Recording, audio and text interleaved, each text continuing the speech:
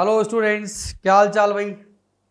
चलिए, तो myself BK Meghwanshi, BKM sir के नाम से वेल नोन हूँ। कोटा से मैं पढ़ाता हूँ, काफ़ी टाइम से कोटा में पढ़ा रहा हूँ।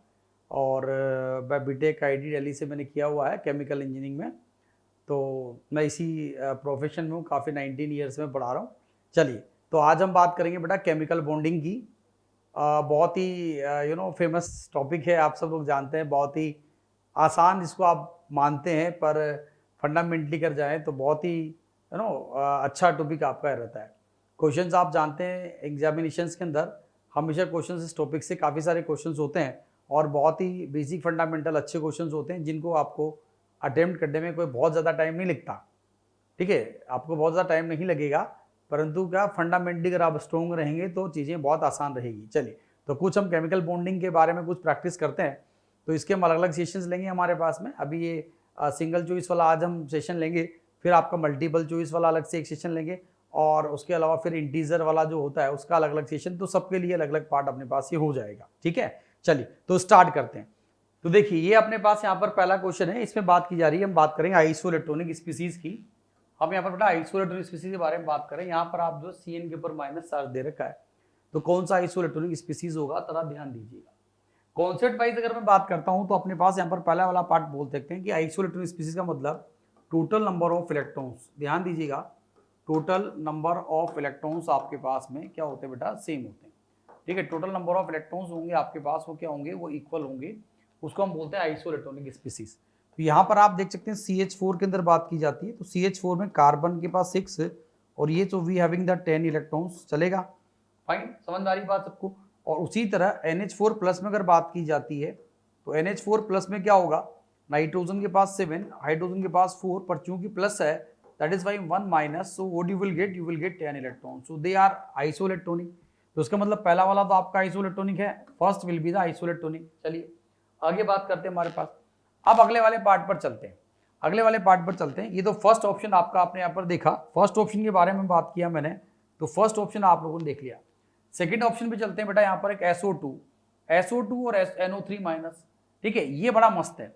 अब बच्चा सोचता है अब SO2 दे रखा है और NO3 माइनस भी दे रखा है।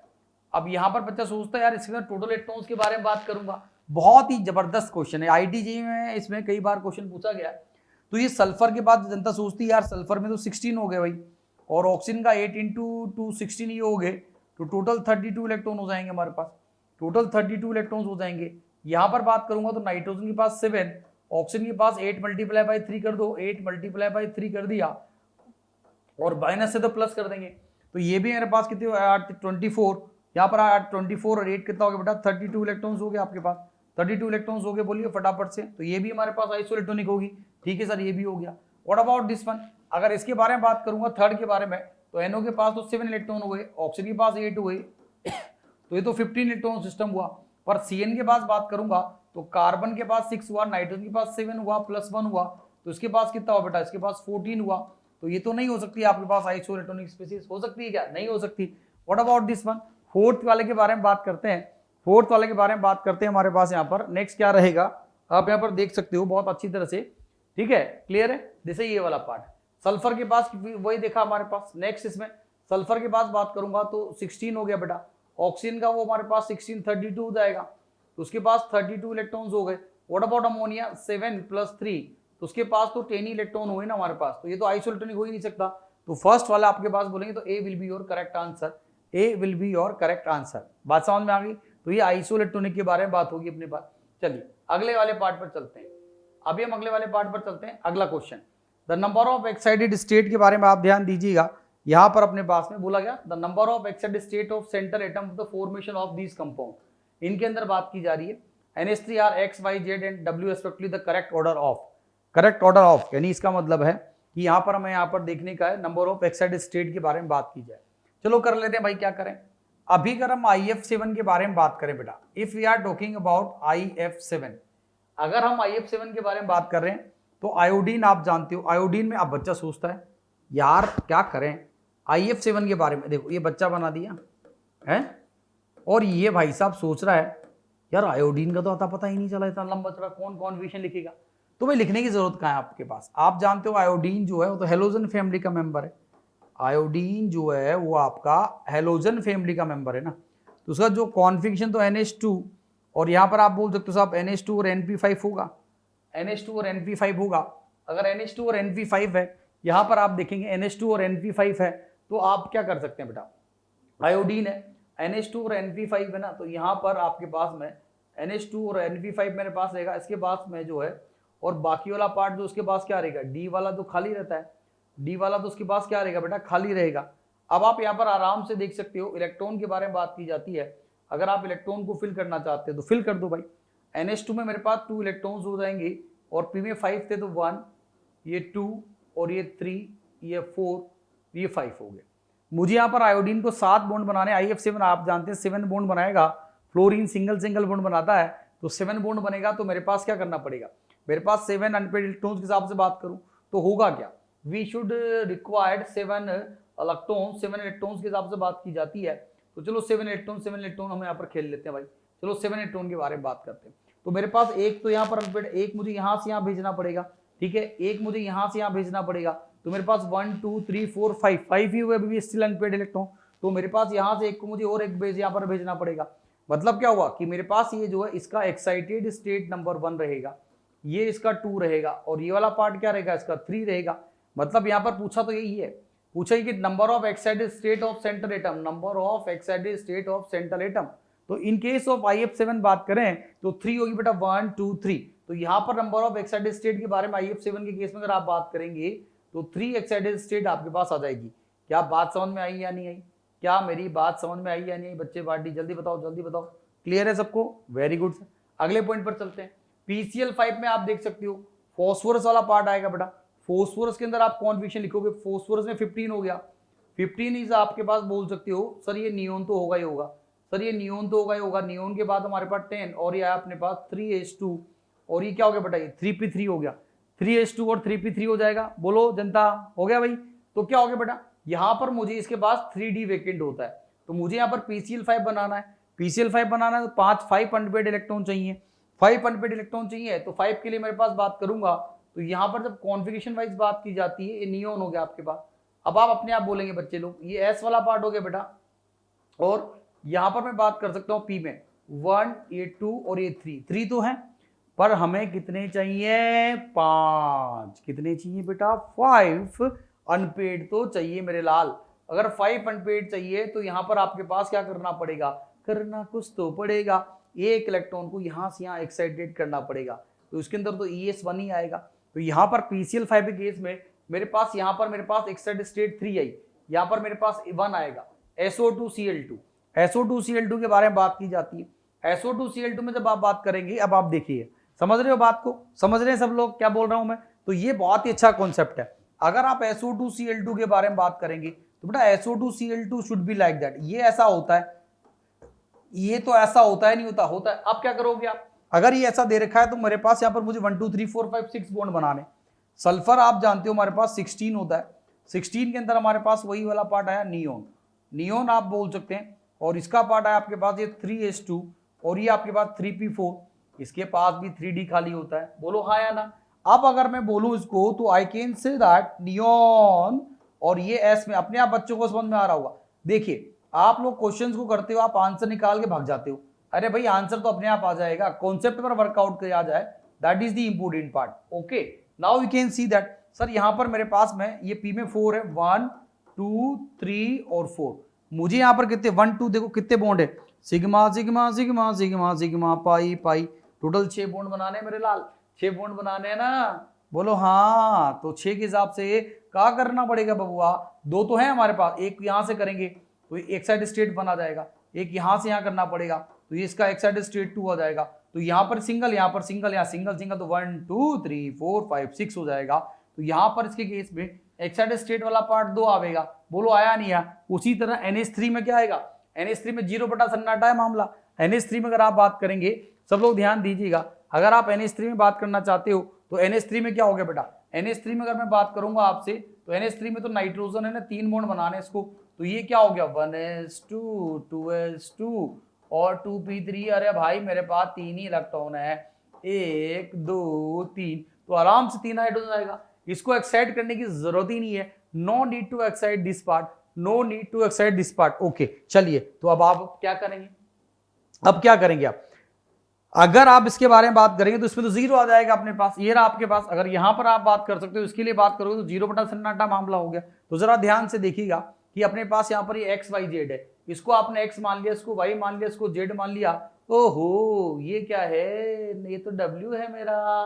तो यहां पर आप देख सकते हो, तो सबसे ज्यादा किसका हुआ, एक्स का हुआ क्या, हाँ बिल्कुल साहब। एक्स के बाद क्या हुआ, जेड हुआ क्या, बिल्कुल सही बात है। जेड के बाद क्या हुआ, वाई, वाई के बाद डब्ल्यू। तो यहां पर अगर आप देखेंगे तो ये आराम से आप इसको देख सकते हो। तो what should be the your answer, अरे सर ये तो हो गया मेरा पास A4 आगरा।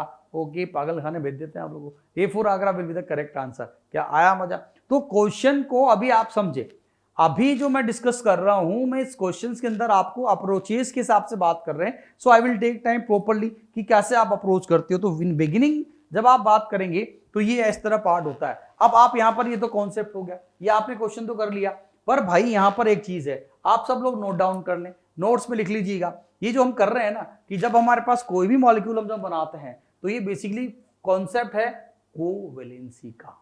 अरे सर ये क्या, ये तो हमने देखा ही नहीं, हम तो वैलेंसी वैलेंसी वैलेंसी वैलेंसी चिल्लाते हैं। नहीं मेरे भाई, मेरे प्यारे बच्चों, ये कॉन्सेप्ट है कोवेलेंसी का। So write it down in your notes, ठीक है। मेरे सॉल्यूशंस में बहुत यूनिक तरीके से बताऊंगा, साथ के साथ क्वेश्चन का आंसर तो आएगा, हाउ टू सॉल्व भी ओके, बट बेटा कॉन्सेप्ट पर ध्यान देंगे। कॉन्सेप्ट लिख लेना ढंग से, क्या कॉन्सेप्ट है इसका, कोवेलेंसी का कॉन्सेप्ट है, कोवेलेंसी का। ये यहां पर कहीं भी नहीं लिखा हुआ कॉम्प्लेक्स, वो एक्साइटेड स्टेट पूछ रहा है। कोवेलेंसी का मतलब होता है टोटल, लिख लीजिए total number of, total number of, ध्यान दीजिएगा। यहां पर अगर हम बात करेंगे बेटा, यहां पर अगर आप बात करेंगे तो यहां पर आप ध्यान दीजिए, सब लोग ध्यान देंगे। यहां पर मैं बात कर रहा हूं तो यहां पर बात टोटल नंबर ऑफ अनपेयर्ड, ध्यान से लिख लीजिएगा, total number of unpaired electrons in ground state, in ground state या ग्राउंड स्टेट और एक्साइटेड स्टेट, और एक्साइटेड स्टेट, जितने भी मेरे पास ग्राउंड स्टेट में या एक्साइटेड स्टेट में जितने भी अनपेयर्ड इलेक्ट्रॉन्स मेरे पास होंगे, वो मेरा कोवेलेंसी कहलाएगा, वो मेरा कोवेलेंसी होगा।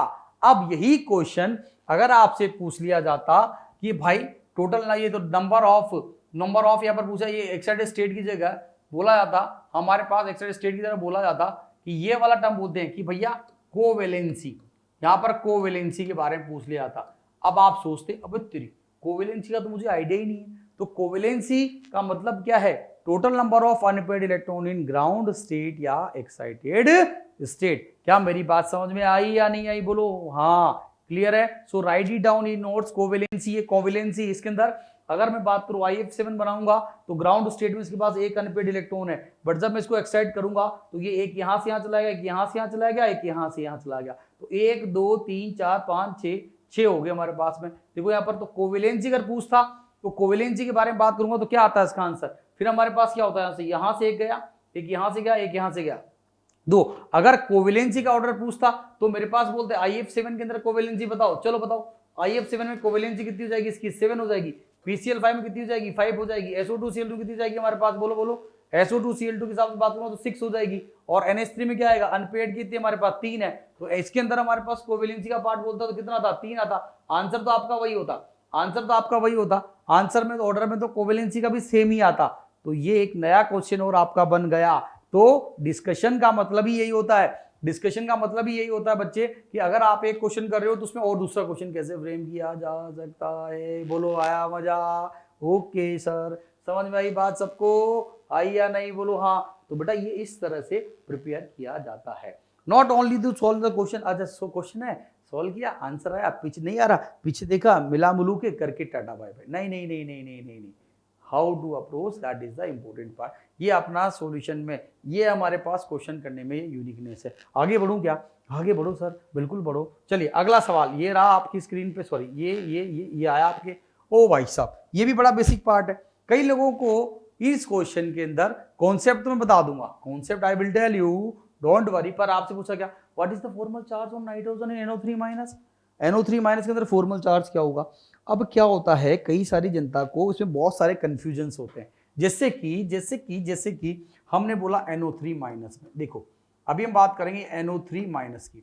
NO3 माइनस कुछ लोग कहते हैं अच्छा फॉर्मल चार्ज, अब कई सारे जमूरों को दो, ये कई सारों को तो यही समझ में नहीं आता भाई साहब फॉर्मल चार्ज का मतलब है क्या।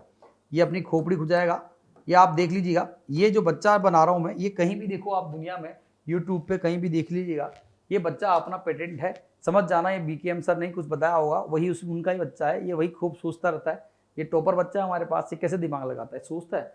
NO3 में कई लोग पता क्या करते हैं, पूछा क्या फॉर्मल चार्ज, अब कई सारों को तो फॉर्मल चार्ज का मतलब ही समझ में नहीं आता। पता कई लोग क्या करते हैं, अच्छा सर ये x है सर, ये 3 है सर, ये -2 है, equal to -1 equal to -1 equal to, भाई चल रहा है -1 हो गया तो सर x इक्वल टू +5 आ गया।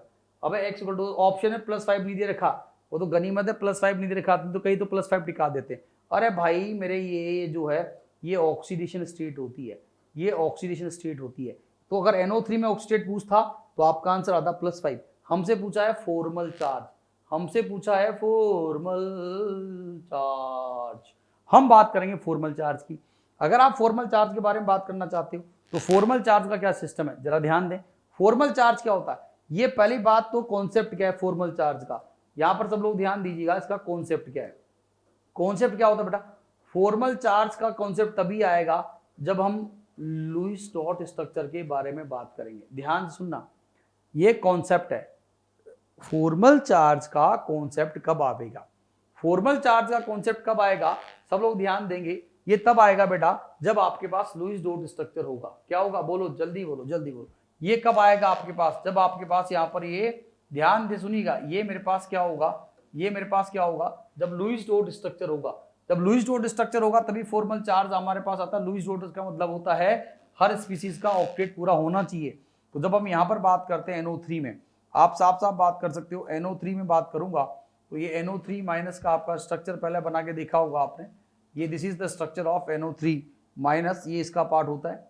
और NO3 में जब का ऑक्टेट पूरा करें, ऑक्सीजन के पास क्या था बेटा ध्यान दो, उसके पास 6 इलेक्ट्रॉन होते हैं, एक बॉन्ड उसने बनाया, एक इलेक्ट्रॉन कहीं से मार के लाया तो उसके पास 8 इलेक्ट्रॉन हो गए, उसका ऑक्टेट पूरा है, इसका जो ऑक्टेट है वो कंप्लीट है।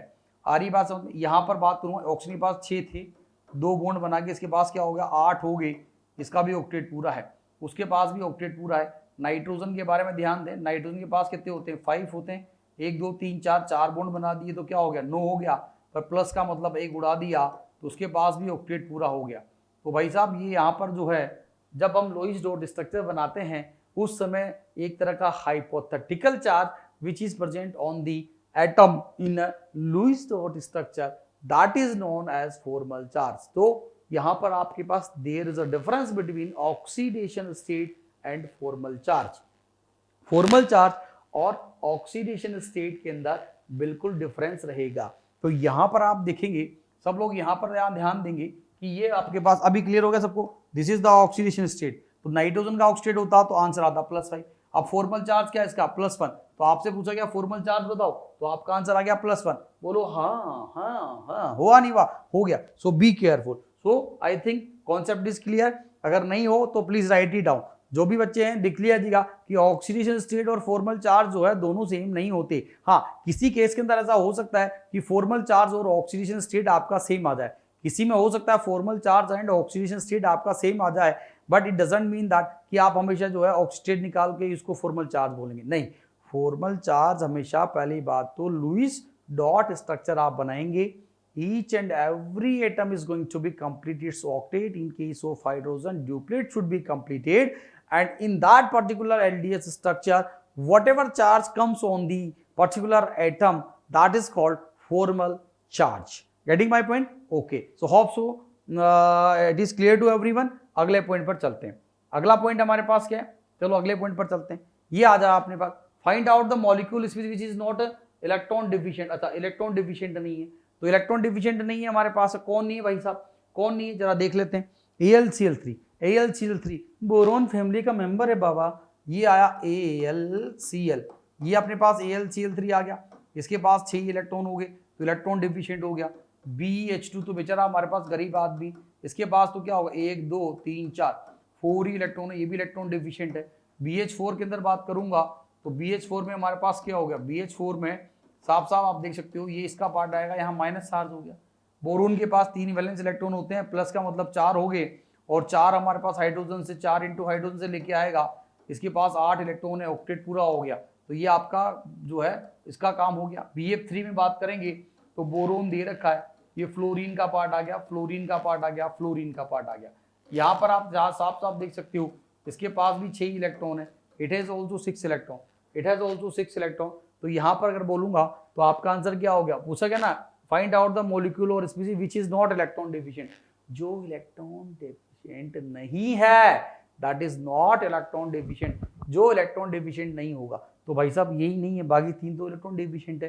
तो ये आपका इसका आंसर यहाँ पर आया। क्या मेरी बात समझ में आई या नहीं आई? आ गई? ये तो आसान सा था, इसमें कोई विशेष बात नहीं है, कोई इसमें कोई फंडामेंटल पार्ट नहीं है। अगला सवाल, ओके, ये यहाँ पर आप ध्यान दें, which of the following the correct Lewis dot structure of N3- का करेक्ट लुईस डॉट स्ट्रक्चर देखना चाहते हैं। ये मेरे पास यहाँ पर सब लोग ध्यान दीजिए, यहाँ पर आपके पास ये जो है, ये आपके पास यहाँ पर जो दे रखा है ये माइनस चार्ज है, यहाँ पर ये जो बॉक्स है यहाँ पर आप सब लोग चिपका लें, माइनस है।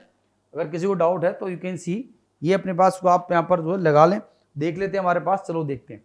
बोलता which of the following is correct Lewis dot structure, कौन सा करेक्ट है? पहले वाले को देखें क्या, फर्स्ट वाले में अगर आप ध्यान देंगे, फर्स्ट वाले में अगर आप ध्यान देंगे तो क्या है, N ट्रिपल बॉन्ड N ये दे रखा है।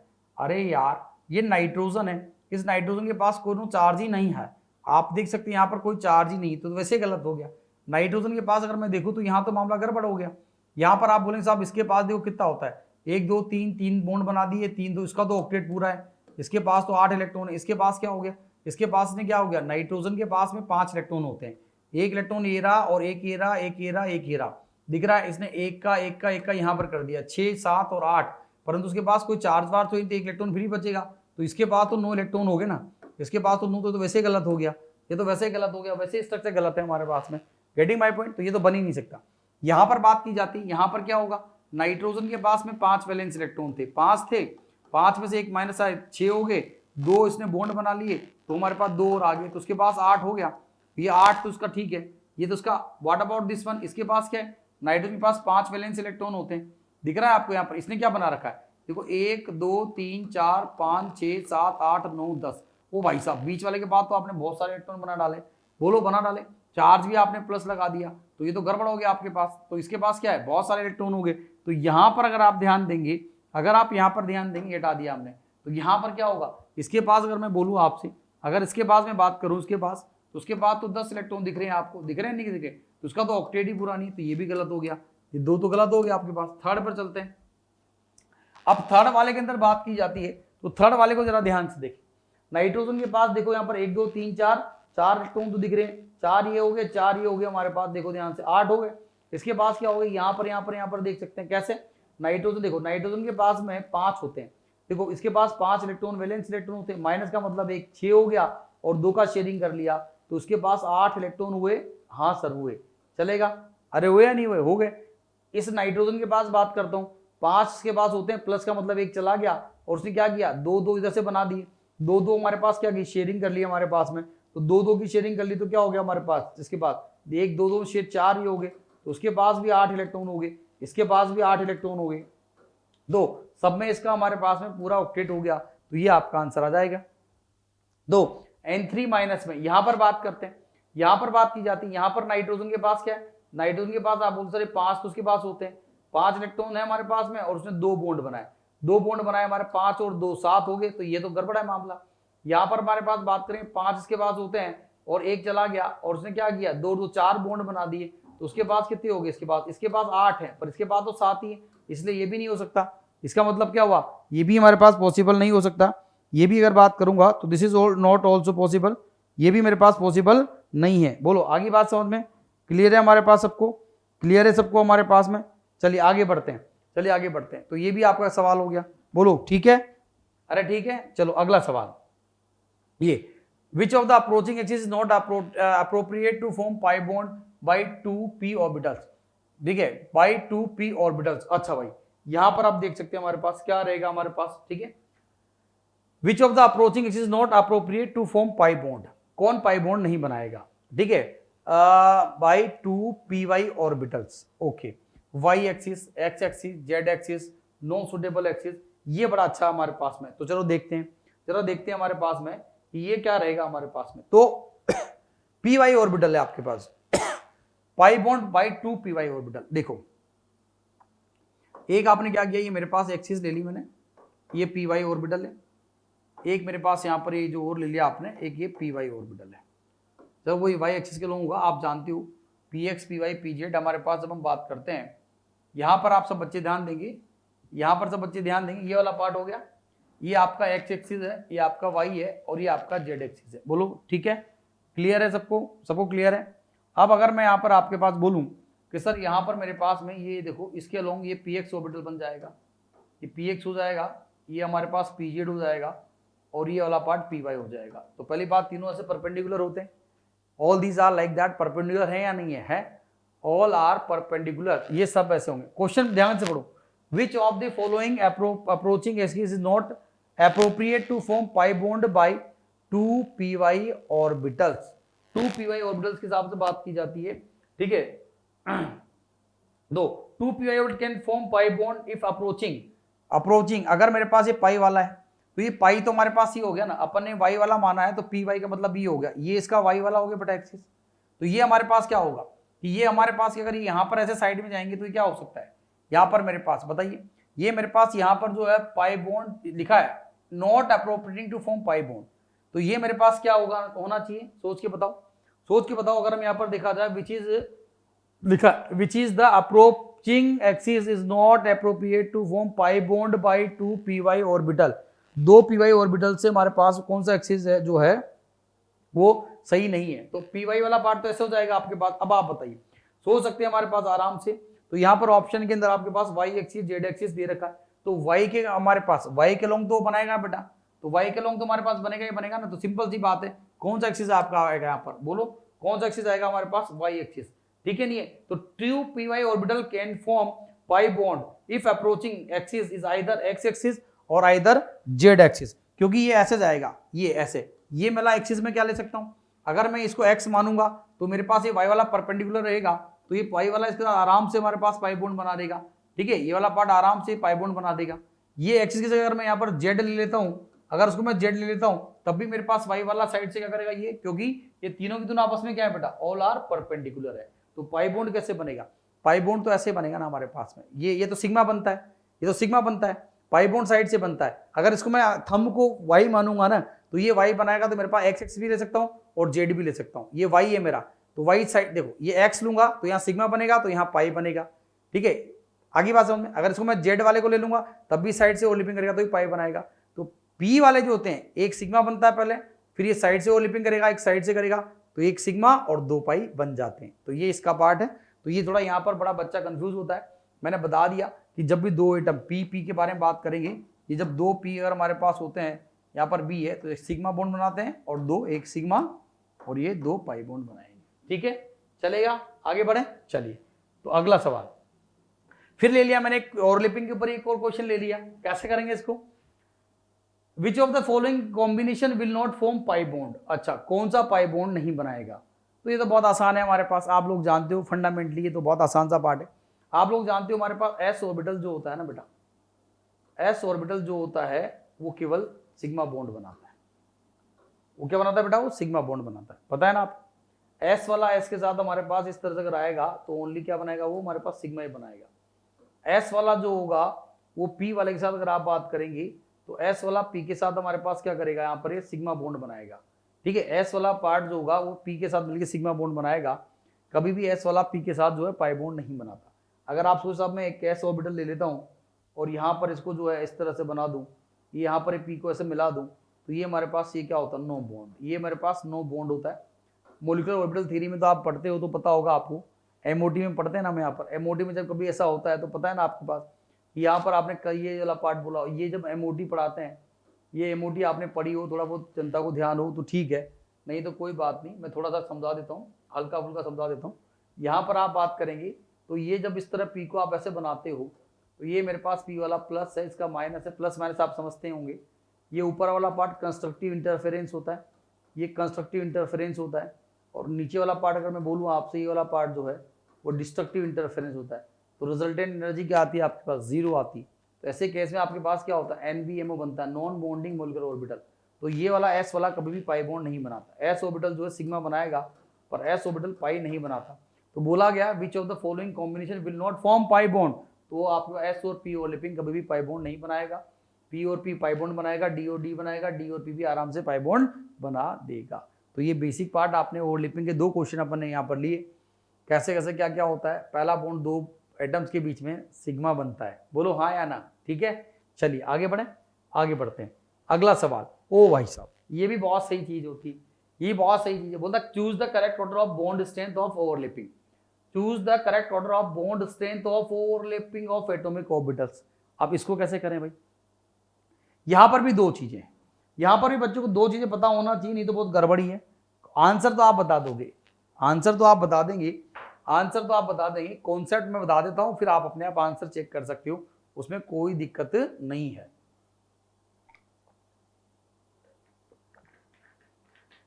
ठीक है, नहीं है, देखो जरा, देखो जरा, choose the correct order of bond strength by overlapping of atomic orbitals. यहां पर आपके पास, पर पहले कॉन्सेप्ट तो सीख लो भाई। 2 तरह से बात करेंगे, हमारे पास 2 चीजें हैं हमारे पास। या कॉन्सेप्ट नंबर 1, जब आप स्ट्रेंथ के बारे में बात करते हो तो जो बॉन्ड स्ट्रेंथ होती है वो डायरेक्टली प्रोपोर्शनल टू हम बोलते हैं ओवरलैपिंग। ये आप बात ध्यान दें, ये होता है, पर इसको समझना बहुत जरूरी है कि यार ये कब कैसे रहेगा। ध्यान से सुनिएगा, एक तो हमारे पास जब आप कंपेयर करते हो तो जो एन होता है ना बेटा, एन आपके पास जो होगा उसके बारे में बात की जाती है।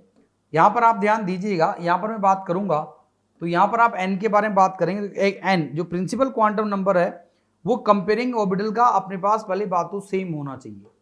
अगर आप यहां पर सेम होगा, अगर यहां पर आपके पास सेम होगा तो आप यहां पर जो है बॉन्ड स्ट्रेंथ जो बताओगे, तो आप बॉन्ड स्ट्रेंथ बताओगे directly proportional to directional character. ये ध्यान से सुनना क्योंकि यहां बच्चे बहुत गड़बड़ करते हैं।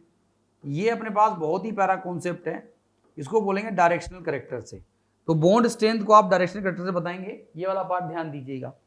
जैसे कि मान लो मैं आपसे बोलता कि बेटा 1s है और अपने पास में सॉरी यहां पर अगर आप बात करें, हाँ 1s है और ये 2s है, मेरे पास एक 1s है और ये 2p है। इन दोनों में मेरे पास n का वैल्यू 1 और 2, यहां पर 1 और 2 है, यहां पर वैल्यू आपके पास n का 1 और 2 है, तो दोनों वैल्यू सेम है। जब दोनों वैल्यू सेम है तो आप क्या करोगे, डायरेक्शनल करेक्टर यूज करोगे। और डायरेक्शनल करेक्टर आप जानते हो s से ज्यादा p में होता है, s तो नॉन डायरेक्शनल होता है, फिर d से ज्यादा f में होता है। तो मेरे पास यहाँ पर 1s और 2s है, मेरे पास यहाँ पर 1s और 2p है, तो आप क्या करोगे, s तो नॉन डायरेक्शनल है पर यहाँ पर मेरे पास s में और p में, तो यहाँ p में डायरेक्शनल ज्यादा होगी, तो यहाँ पर ओवरलैपिंग क्या, directional directly proportional bond strength, तो यहाँ बॉन्ड स्ट्रेंथ ज्यादा आएगी, यहाँ पर बॉन्ड स्ट्रेंथ ज्यादा आएगी। पहली बात समझ में आ गई, पहली बात समझ में आ गई। ये चीज जनरली आपको पता होती नहीं है, होती है अगर है तो बहुत अच्छी बात है, आप आराम से क्वेश्चन कर रहे होंगे। पर जिन बच्चों को नहीं पता, क्योंकि ये तो लर्निंग पार्ट है ना, जिनको पता है वेल एंड गुड, नहीं पता तो सीखेंगे हाउ टू अप्रोच। इससे पहले हमने क्या किया, I don't know, we don't know, पर अभी तो मैं पता है ना भाई। अरे पता है नहीं पता, पता है। चलो अगला पॉइंट, अगले पॉइंट पर चलते हैं। अगले पॉइंट पर बात की जाती है तो अगला पॉइंट क्या होगा, दूसरा। अब बच्चा सोचता है, ये लो ये अपना बच्चा आ गया, ये अपना बच्चा आ गया, ये बच्चा सोच रहा है, क्या सोच रहा है हमारे पास में कि सर अगर n का वैल्यू सेम नहीं है तो बोला इफ वैल्यू ऑफ, सुनना ध्यान से, इफ ये अपने पास आएगा, if value of n, if value of n is not same. ओ भाई साहब n की वैल्यू सेम नहीं है, अगर n की वैल्यू सेम नहीं है तो अब सर क्या करेंगे। तो भाई साहब यहां पर ध्यान दीजिएगा, अगर n की वैल्यू सेम नहीं है तो जर्नली हम क्या बात करते हैं यहां पर, ठीक है, जर्नली आप बोलेंगे दी ऑर्बिटल, ध्यान से सुनिएगा, दी orbital having, the orbital having lower value of n, lower value of n मतलब जिसकी value lower value of n will prefer, यहां पर आप बोल सकते हो will prefer more overlapping, will prefer more overlapping, ये इसकी खास बात है। ठीक है, तो ये पहली बात, आप लोग जब कंपेयर करते हो तो मेरे ख्याल से आप सोचते ही नहीं हो। हाँ मैंने बार बार बोला है, देखिए मैं नहीं बोलता कि साहब मैं ही पढ़ाता हूँ, मैं नहीं बता सकता, आपको आता है वेल एंड गुड, बहुत अच्छी बात है, आपके फंडामेंटलिस्ट होंगे, आपको हो सकता है दूसरे से बताएगा, पर मेरा बहुत सिंपलेस्ट वर्जन है, मैं अपने स्टाइल से बोलता हूँ कि भाई ये 2 कॉन्सेप्ट है। अब आप देख सकते हो यहाँ पर आप कंपेयर करेंगे 1s ये सब दे रखा है, तो ये पूछा है हमारे पास में चूज द करेक्ट ऑर्डर। पहली बात ध्यान से पढ़ लेना क्वेश्चन को, करेक्ट ऑर्डर है कि इनकरेक्ट ऑर्डर है। अगर करेक्ट ऑर्डर के बारे में 1s है 1s, अब देखो अब आप कंपेयर कर सकते हो, ये देखो यहाँ पर फटाफट, ये 1s और 1s है सपोज, और ये सर 1s और 2s है। अब आपके पास पता है ना, ये मेरे पास यहाँ पर 1 और 1 है, अब यहाँ पर ये 1 और 2 है, ये वैल्यू सेम है डिफरेंट है, ये डिफरेंट है। जब डिफरेंट है तो अपन क्या करते हैं, लोअर वैल्यू ऑफ n वाला पार्ट, ध्यान दीजिए lower value of n prefer more lapping, तो लोअर तो इसकी आएगी क्योंकि यहाँ पर शेल एनर्जी के हिसाब से तो इसकी स्ट्रेंथ ज्यादा होगी। बिल्कुल सही बात है, बिल्कुल सही बात है। तो ये 1s और 2s, अगले वाले में बोला 1s और 2s 1 और 2p, तो यहाँ पर 1 2 सेम है तो ये वाला कॉन्सेप्ट लगाऊंगा। जब ये वाला कॉन्सेप्ट लगाऊंगा तो यहाँ पर डायरेक्शन वेक्टर ज्यादा है तो इसकी स्ट्रेंथ ज्यादा होना चाहिए, इसका मतलब ये वाला पार्ट तो गलत हो गया मेरा, ये वाला पार्ट तो गलत हो गया। इधर आ जाओ, इधर आ जाओ, ये 2 और 2 सेम है, 2 और 2 सेम है, पर यहाँ पर डायरेक्शन वेक्टर ज्यादा होंगे तो उसकी स्ट्रेंथ ज्यादा आना चाहिए। ये भी उड़ाओ, गोली मारो भेजे में फटा आपसे। डी में देखो 1s 1 1 है, 1 2 है, तो 1 1 है, तो 1 और 1 वाला पार्ट लोअर है, यहाँ पर n की वैल्यू डिफरेंट है, ये कॉन्सेप्ट लगाऊंगा। जिसकी n की वैल्यू कम होगी वो ओवरलैपिंग ज्यादा करेगा, उसकी स्ट्रेंथ ज्यादा आएगी, बिल्कुल सही बात है। यहाँ पर 1 2 है, n का वैल्यू सेम है, ये कॉन्सेप्ट लगाऊंगा, डायरेक्शन वेक्टर ज्यादा है, तो ये वाला पार्ट आपका बिल्कुल सही हो गया। तो D for Delhi will be your correct answer. तो आपको मैं यहाँ पर कॉन्सेप्चुअली भी चीजें के बारे में बात करूंगा, कॉन्सेप्ट वाइज भी आप देखते चले जाए, कॉन्सेप्ट वाइज भी आप चीजों को देखेंगे समझेंगे मेरे पास में, और आप क्वेश्चन करते चले जाए तो बहुत अच्छा फील आएगा आपको, उसमें कोई दो राय नहीं है। क्या बात समझ में आ रही बच्चों को? बोलो बोलो बोलो बोलो बोलो बोलो। चलो आगे बढ़े। Very good very good very good very good. चलिए अगला सवाल, विच of the following is maximum thermal stable. अब यार क्या होता है जब हम क्वेश्चन करते हैं ना तो एकदम से सवाल कहीं से टपक पड़ता है। अब जरा थर्मल स्टेबिलिटी क्या होती है, कहाँ से आएगा थर्मल स्टेबल, क्या है मतलब? थर्मल स्टेबल मतलब हीटिंग ही है, हमारे पास हीट करें, स्टेबिलिटी का फंडा रहेगा। अब यार ये स्टेबिलिटी का फंडे पे बात की जाती है ना, तो आप लोग ध्यान दीजिएगा लाइफ में, आप जब भी एग्जाम दें, आपका मेन का एडवांस का, जब भी कुछ चीज़ें की जाती है, जब भी मेरे पास कंपैरिजन के बारे में बात करता हूँ मैं, जब भी मैं बहुत सारी प्रॉपर्टीज़ की कंपेयर करता हूँ इनऑर्गेनिक मॉलिक्यूल्स के अंदर हमारे पास हम देखते हैं या ऑर्गेनिक में देखते हैं कई बार, तो आप लोग ध्यान दीजिए, मैं कुछ ऑर्डर लिखता हूँ यहाँ पर, सब लोग ध्यान दें बेटा। मैं आपको बोला है कॉन्सेप्ट भी हम पढ़ेंगे, बहुत सारी चीज़ें जो आपको बहुत हेल्प करेगी। नॉर्मली लोग क्वेश्चन सोल्व करते हैं, हम कोशिश करते हैं और चीज़ें क्या क्या हो सकती हैं, ठीक है मेरे पास। चलो देखते हैं। तो आप लोग ध्यान दीजिएगा, जब भी आप कंपैरिजन करते हो, जब कभी भी आप कंपैरिजन कर रहे हो हमारे पास, सुनना ध्यान से, एसिडिक या बेसिक स्ट्रेंथ का है, आप कर रहे हो थर्मल स्टेबिलिटी है, आप कर रहे हो हमारे पास बॉइलिंग पॉइंट, सुनना ध्यान से, बॉइलिंग पॉइंट और मेल्टिंग पॉइंट, आप कंपेयर कर रहे हो, सुनिएगा ध्यान से, आप कंपेयर कर रहे हो स्टेबिलिटी, आप कंपेयर कर रहे हो हमारे पास में यहाँ पर स्टेबिलिटी, आप कंपेयर कर रहे हो डायपोल मोमेंट, आप कंपेयर कर रहे हो डायपोल, सब लोग ध्यान दीजिएगा, आप कर रहे हैं डायपोल मोमेंट। ये इतनी सारी प्रॉपर्टीज है, ध्यान से सुन लेना हमारे पास में यहाँ पर, acidic strength, basic strength, thermal stability, boiling point, melting point, stability, dipole moment, समझ रहे हो बात को? ये इतनी सारी प्रॉपर्टीज हैं आपके, इनके ऊपर जो है हमेशा हर एग्जाम में आपके सवाल होते होते हैं।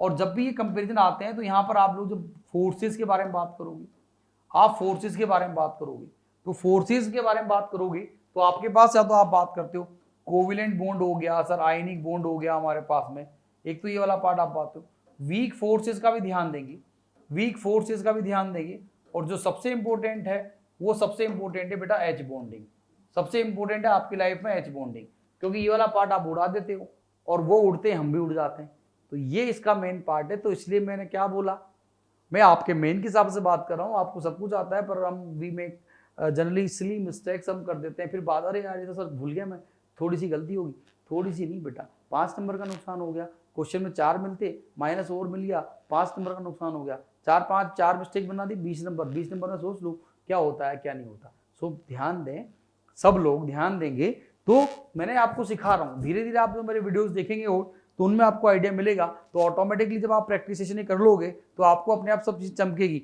बहुत प्यार से क्वेश्चन करोगे पकड़ में आ जाएगा। क्वेश्चन आप देखो, विच of the following is thermal stability. आदमी सोचता है थर्मल स्टेबिलिटी तो मोलर मास से, कई लोग बात करते हैं, कई लोग बोलते हैं मोलर मास से, तो यहाँ पर मेरे पास क्या हो गया, बच्चा सोचेगा सर HF है, HCl, देखो HF HCl HBr और HI है, तो मेरे पास यहाँ पर जो है थर्मल स्टेबिलिटी को जो मैं बोलता हूँ साहब मोलिकुलर मास से बता दूँ, मोलिकुलर मास से बता दूँ उसको ज़्यादा होगा, तो वो बिल्कुल गलत हो जाएगा। यहाँ पर मोलिकुलर मास से बताओगे, सारे पोलर मोलिक्यूल हैं, सारे के सारे पोलर मोलिकुलर मास से बताना चाहते हो बता दो, पर ये सारे के सारे क्या है हमारे पास यहाँ पर सारे के सारे पोलर मॉलिक्यूल हैं, पोलर मॉलिक्यूल हैं भाई। तो इनके अंदर हमारे पास जो अट्रैक्शन आपस में मॉलिक्यूल में कौन सा होगा बताओ, डाइपोल डाइपोल इंटरेक्शन रहेगा। इतना तो सोचता ही नहीं आदमी, डाइपोल डाइपोल सबके अंदर इंटरेक्शन रहेगा, डाइपोल डाइपोल इंटरेक्शन रहेगा हमारे पास भी। पर HF की विशेष बात है, तो यहाँ पर मेरे हिसाब से तो आंसर ये आना चाहिए था, सब HI का आ जाएगा, नहीं डाइपोल डाइपोल इंटरेक्शन है ना हमारे पास बेटा। डाइपोल डाइपोल इंटरेक्शन जो होता है वो तो वीक फोर्स होता है, और वीक फोर्स में जो एनर्जी रिलीज होती है वो मेरे पास less than 8 kilo joule per mole के हिसाब से होती है। पर HF के अंदर बात करूंगा उसका मोलर मास कम है, पर HF के अंदर आप लोग जानते हो, ये तो बहुत फेमस क्वेश्चन है आपका, HF के अंदर हमारे पास क्या होता है बेटा, HF के अंदर अगर आप बात करते हैं तो HF के अंदर हाइड्रोजन बॉन्डिंग होती है। HF के अंदर हमारे पास हाइड्रोजन बॉन्डिंग होती है, मैं अपने कई सारे वीडियोस के अंदर ही बता चुका हूँ आपको, आप लोग देख सकते हैं। तो ये HF के अंदर हमारे पास क्या होता है बेटा, HF जो होगा उसके अंदर हमारे पास यहाँ पर इस तरह से, इसके अंदर हमारे पास हाइड्रोजन बॉन्डिंग होती है। और हाइड्रोजन बॉन्डिंग जब आप बनाते हो तो ये तो कोई नहीं बताएगा आपको, हाइड्रोजन बॉन्डिंग जब बताते हो तो एनर्जी रिलीज जो होती है वो 42 किलो जूल पर मोल से कम होती है, और 8 से क्या होती है बेटा, ज़्यादा होती है। तो हाइड्रोजन बॉन्ड जो होता है वीक फोर्सेस से ज़्यादा डोमिनेट होता है। इसलिए HF के अंदर क्या होगा, यहाँ पर जब थर्मल स्टेबिलिटी के बारे में बात की जाएगी, और वैसे भी हमारे पास ये तो इस तरह से हाइड्रोजन बॉन्डिंग इस तरह से जिग वाले पार्ट पे होता है, कई बार इसके हर एग्जाम में कई बार क्वेश्चन आए गए हैं। तो यहाँ पर आप देखेंगे HF में हाइड्रोजन बॉन्डिंग की वजह से इसकी थर्मल स्टेबिलिटी क्या हो जाती है, सबसे ज़्यादा बढ़ जाती है। क्योंकि देखो हाइड्रोजन बॉन्डिंग होगी आपके पास, एक तो एनर्जेटिकली भी मैंने बता दिया, दूसरा और फंडा है हाइड्रोजन बॉन्डिंग होगी हमारे पास, तो इसका जो सरफेस एरिया है, सरफेस एरिया भी क्या होगा भाई लोग, सरफेस एरिया क्या हो जाएगा गाइस, बढ़ जाएगा। सरफेस एरिया बढ़ जाएगा गाइस तो क्या होगा, थर्मल स्टेबिलिटी बढ़ जाएगी। आगे बात समझ में, तो ये है सवाल को करने का तरीका। So can you see that कि भैया टाइम तो लगाना पड़ेगा क्वेश्चंस के अंदर, थिंकिंग प्रोसेस जरूर इन्वॉल्व करें, बाकी बहुत थोड़े बहुत तो कॉन्सेप्ट होते हैं यार। फोर्सेस में बात करोगे तो ये तो आपके पास कोवेलेंट बॉन्ड है, आयनिक बॉन्ड है, नेटवर्क स्ट्रक्चर है, या वीक फोर्सेस है, हाइड्रोजन बॉन्डिंग, दैट्स इट। यही तो हम बार बार यूज करते हैं, और यही आपसे मोस्टली एग्जामिनेशन में पूछे जाते हैं। बहुत ही जबरदस्त और बहुत ही प्यारा पार्ट आपने सीखा। चलो भाई लोग आगे बढ़ते हैं। चलो फिर ये आ गया the strength order of pi bond. अभी मैंने देखो, मैंने आपसे बोला है कि मेरे डिस्कशंस के अंदर हमारे पास में हम कोई क्वेश्चन में कहीं कॉन्सेप्ट सीखते हैं, फिर मैं एक क्वेश्चन और आगे ले लेता हूं ताकि तुरंत आप लोग उसको अप्लाई कर पाओ, सो अपना कामला परफेक्ट हो जाए प्रैक्टिस के हिसाब से। देखिए यहां पर चलते हैं strength order of pi bonds के बारे में। अभी मैंने कॉन्सेप्ट बताया प्रीवियस क्वेश्चन के अंदर आपको, अब आप अप्लाई कर सकते हो, यहां पर आप अप्लाई कर सकते हो। करेक्ट ऑर्डर के बारे में आप वर्बली करेंगे, अब हम उतना टाइम थोड़ी नहीं लगाएंगे, अब आपको पकड़ में आएगा। अच्छा 2 और 2 और 3, एन का वैल्यू डिफर करेगा, तो लोअर वाला क्या करेगा, ज्यादा ओवरलैपिंग करेगा, तो ये बिल्कुल सही ऑर्डर है पाई का। यहां पर बोलो P23 दोनों में सेम बात है, तो हमारे पास डायरेक्शन वेक्टर देखेंगे तो P और D और P और P, तो डेफिनेटली P और D और P और P में इसमें डायरेक्शन वेक्टर ज्यादा होंगे, तो यहाँ ओवरलैपिंग ज्यादा आएगी, तो इसमें स्ट्रेंथ ज्यादा आएगी।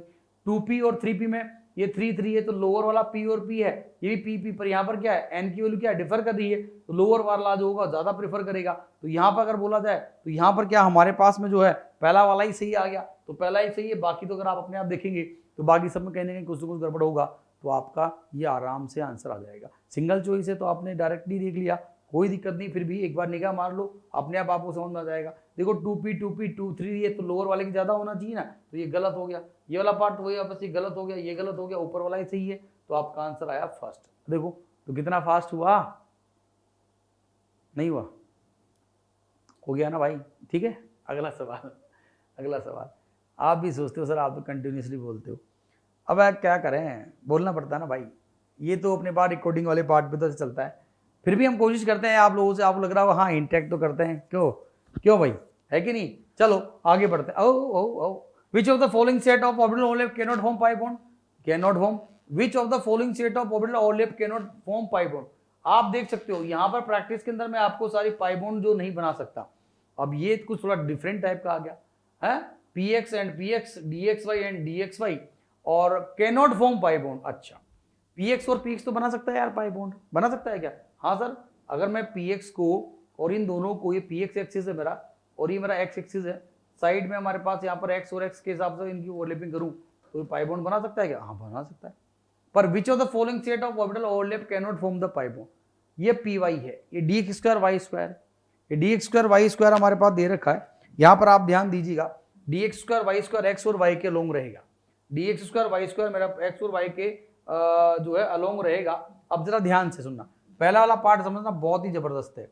ये अपने पास यहाँ पर आया एक्स और ये वाई एक्सिस है। अब आप देखिएगा, इसको समझना, ये अच्छा क्वेश्चन है, दिस इज गुड क्वेश्चन। यहाँ पर आप देखेंगे मेरे पास में D X square Y square क्या होता है बेटा, ये यहाँ पर आप बोल सकते हैं सर ये D X square Y square जो होगा it should be like that, ये ऐसा हो गया हमारे पास। तो ये हो गया आपका D X square Y square, क्योंकि एक्स के लोग रहेगा, ये मेरा एक्स एक्सिस है और मेरे पास ये वाई एक्सिस है। तो जब मैं पी के बारे में बात करूंगा तो यहाँ पर आप देखेंगे कि मेरे पास जो मेरा पी वाई आएगा वो तो वाई एक्सिस ही माना ना मैंने, तो मेरा पी वाई ऑर्बिटल भी यहीं आएगा बेटा, बोलो हाँ या ना आएगा। तो इन दोनों को अगर मैं बोलूँ तो यार ये बड़ी मस्त चीज़ है। अब अगर आप यहाँ पर बात करना चाहते हो, अगर यहाँ पर आप बात करना चाहते हो तो अब ये दोनों के दोनों जब जाएंगे तो आपको पता है, तो ये जो होगा ये एक्स है, ये पी वाई इसका रहेगा, ये पी वाई ऑर्बिटल यहाँ पर है हमारे पास। तो जब ये एक्स एक्सिस है तो ये ऐसे जाएगा, यहाँ पर आप देख सकते हो जब ये ऐसे जाएगा मेरे पास यहाँ पर तो क्या होगा, ये आप सोचा पी वाई, यहाँ तो बीच में तो एक्स है ना, ये मेरे पास यहाँ पर तो एक्स है ना, तो क्या हो जाएगा यहाँ पर हमारे पास ऐसा तो कुछ होगा ही नहीं, ऐसा तो कुछ होगा ही नहीं कि ये वाला जो पार्ट है आपका, ध्यान दीजिएगा, ये वाला जो पार्ट है आपके पास, ये वाला पार्ट जो है ये इसके पास यहाँ मिला दूं मैं इसको, इसके बाद यहाँ मिला दूं, तो ऐसा कुछ होता है क्या आपके पास? नहीं, आप लोगों ने देखा होगा, आप लोग देख सकते हो, समझ सकते हो हमारे पास ये मैंने जो है, तो यहाँ पर क्या होगा, कुछ नहीं हो सकता। यहाँ पर मेरे पास जो नो बॉन्ड फॉर्मेशन, ये इसके साथ आधा आधा थोड़ी मिल जाएगा, ये आधा, इसको अगर मैं बढ़ा दूं यहाँ जब ऐसे करके मिला दूं मान लो, तो ये क्या आधा आधा थोड़ी ना इसके साथ चला जाएगा, बोलो ऐसा तो होता है क्या? नहीं, यहाँ तो नो बॉन्ड फॉर्मेशन आएगी, this is called no bond formation. ये मेरे पास नो बॉन्ड फॉर्मेशन एमओटी के हिसाब से बात की जाती है। अगर एमओटी मैंने पहले ही पढ़ाया था, अभी आपको एमओटी के हिसाब से थोड़ी देर पहले समझाया था, सब लोग ध्यान दीजिएगा, सब लोग ध्यान दीजिएगा, जैसे मैं आपको बोलता हूँ भी यहाँ पर सब लोग ध्यान दें, जैसे एमओटी वाले पार्ट के हिसाब से। तो यहाँ पर अगर आप जब इसको ऐसे लेके जाओगे, पूरा बना देता हूँ मैं आपके सामने, ये इसका एक ये ऑर्बिटल, ये D X square Y square, ये मेरा एक्स एक्सिस मैंने माना हुआ है इसी के हिसाब से, ये आपका वाई आपने माना हुआ था। अब आपने क्या किया, यहाँ पर इसका जो ये जो दूसरा वाला पार्ट बनाया था, अभी अपने यहाँ पर जो दूसरा वाला पार्ट बनाया था वाई का, ये वाई वाला पार्ट यहाँ घुसा देते हैं हमारे पास, ये इसका पार्ट और ये इसका पार्ट, ये वाई हो गया मेरा, ये पी वाई वाला पार्ट। ऐसे थोड़ा सा अपने यहाँ पर खेल लेते हैं हमारे पास में, यहाँ पर इसका तो प्लस और ये क्या आएगा, बोलिए प्लस और इसका माइनस, जानते हो एमओ के हिसाब से। यहाँ पर क्या होगा बेटा, इसका अगर बोलूँ इसका प्लस है, इसका जो होगा प्लस प्लस रहेगा, माइनस माइनस के हिसाब से बात करूँगा। यहाँ पर अपने पास में ये वाला पार्ट आ गया, ये इसका माइनस माइनस होगा। अब आप जरा ध्यान दो, इसका ये लो माइनस माइनस है तो ये प्लस माइनस हुआ, ये प्लस माइनस हुआ, तो ये मेरे पास क्या होगा, डिस्ट्रक्टिव, यहाँ पर हमारे पास इंटरफेरेंस हुआ, ये माइनस माइनस दे रखा है आपके पास, तो कंस्ट्रक्टिव इंटरफेरेंस होगा, रिजल्टेंट जीरो, रिजल्टेंट आपके पास क्या आएगा, जीरो बटा सन्नाटा, इसलिए यहाँ पर हमारे पास क्या होगा, no bond formation, no bond formation, या आप बोलते हो नॉन बॉन्डिंग मोलिकुलर ऑर्बिटल, क्या बोलते हो, नॉन बॉन्डिंग मोलिकुलर ऑर्बिटल। तो ये थोड़ा लेवल का पार्ट है, इस पर आप ध्यान दीजिएगा। ये यहाँ पर तो आप बोल सकते हैं कि यहाँ पर बोला है which of the following set of orbital overlap can not form pi bond, तो ये हमारे पास पाई बॉन्ड नहीं बनाएगा, ये आपका पाई बॉन्ड यहाँ पर नहीं बनाएगा, इस पर आप ध्यान दीजिएगा। अब अगर बोले तो इसका मतलब सर क्या D X square Y square Y के साथ कैसे क्या कर सकते हैं? हाँ, अगर अपने पास यहाँ पर चीजें अलग होती, अगर आप यहाँ पर देखें, इसको चीजों को दिखा जाए कि मेरे पास D X Y D Y Z जैसी भी आपकी मर्जी पड़े, तो उसको आप लेके बनाएंगे, तो उसको आप बना लीजिएगा, देख सकते हैं, इसमें कोई दिक्कत नहीं है। जैसे एक और D X Y and D X Y, अगर D X Y D X के बारे में बात करें, अगर आप D X Y D X, तो डी एक्स वाई क्या होता है, इन बिटवीन द, और क्या होता है, देखो ये देखो, ये मेरे पास अगर मैं बोलूँ यहाँ पर एक, अगर मैं डी एक्स वाई और डी एक्स वाई के बारे में बात करूँ, ये एक्स एक्सिस है, ये वाई एक्सिस है, ये वाई है और एक्स है। अभी देखना सब लोग ध्यान से, अगर आप इसके बारे में बात करते हो बेटा, तो डी एक्स वाई वाले पार्ट के बोलूंगा तो ये ऑर्बिटल जो होगा यहाँ पर रहेगा, ये वाला पार्ट आपका यहाँ पर रहेगा, ये इसका पार्ट यहाँ पर एक्स और वाई के बीच में रहेगा। अब जब इनको आप लेके जाएंगे तो क्या होगा, ये प्लस है, ये माइनस हो गया, ये प्लस हो गया, ये माइनस हो गया, ये वाला पार्ट इसका प्लस हो गया, माइनस हो गया, प्लस हो गया, सॉरी ये प्लस है और ये प्लस प्लस हो जाएगा, आप आराम से यहाँ पर देख सकते हैं प्लस, सॉरी यहाँ पर ये जो माइनस रहेगा, एक मिनट, यहाँ पर बात की जा रही है, तो ये आपका क्या हो गया, प्लस है, और ये अपने प्लस प्लस हो गया, तो ये प्लस हो गया, ये माइनस वाला। अब आप देख सकते हो अगर इनमें बात की जाएगी तो ये दोनों मिलेंगे, तो ये ऊपर वाला पार्ट प्लस प्लस के साथ चला जाएगा, ये वाला पार्ट यहाँ पर आराम से यहाँ से यहाँ चला जाएगा, तो इसमें ये दोनों इन बिटवीन द एक्सिस है, इन बिटवीन द एक्सिस है, इसलिए दोनों के दोनों हमारे पास के साथ मिल जाएंगे। तो ये वाला पॉइंट जो है डी एक्स वाई ये दोनों है तो ये तो आराम से क्या करेंगे, पाई बॉन्ड बनाएंगे, नहीं बनाएंगे बेटा, बना देंगे। तो ये बहुत कॉन्सेप्ट है। आप लोग एमओटी के अंदर ओवरलैपिंग जो आप बोलते हो उसको आप ध्यान से देखें। एमओटी के अंदर हमारे पास LCO diagram, linear combination of atomic orbitals, you should know very well, आपको बहुत अच्छी तरह से पता होने चाहिए, तभी आप लोग इनको कर पाओगे। तो ये अच्छे क्वेश्चन के अंदर काउंट करें। तो मैंने इसमें पूरे असाइनमेंट के अंदर जो भी आपका डिस्कशन है आप देख सकते हो, उसके अंदर मैंने 3-4 सवाल ऐसे लिए हैं जिसकी मैंने ओवरलैपिंग बताई है, और तीनों ओवरलैपिंग आपके पास डिफरेंट डिफरेंट तरीके से डिस्कस करिए। Hope so you like this, आपको समझ में आया होगा। अगले पॉइंट पर चलते हैं। अगला पॉइंट आपके पास क्या है, what is the hybridisation of anionic part of solid.